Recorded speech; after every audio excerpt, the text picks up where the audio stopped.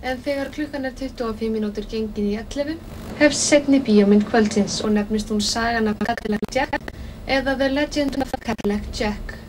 Myndin sem frá árinu 1998 fjallar hestaatsmanns sem dæmdur fyrir 2 morð og baráttu hans fyrir því að sanna sakleysi sitt.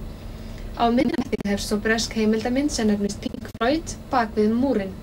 Myndin hljómsveitina Pink Floyd, tilurð hljómplötunnar The Wall og viðamikla uppfærslu verksins árið 1980.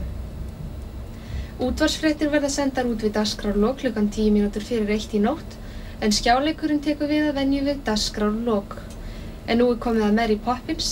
Þessi sögufræga ævintýra og söngvamynd frá árinu 1964 og þótti mikið afrek á sínum tíma. Var tilnefnd til 13 Óskarsverðlauna og hlaut 6. Í myndinni segir frá lífsglaðri og dálítið göldróttri barnfóstru sem tekur að sér að gæta 2 barna í London snemma á öldinni. Það sjálf Julie Andrews sem leikur aðalhlutverkið ásamt Dick Van Dyke.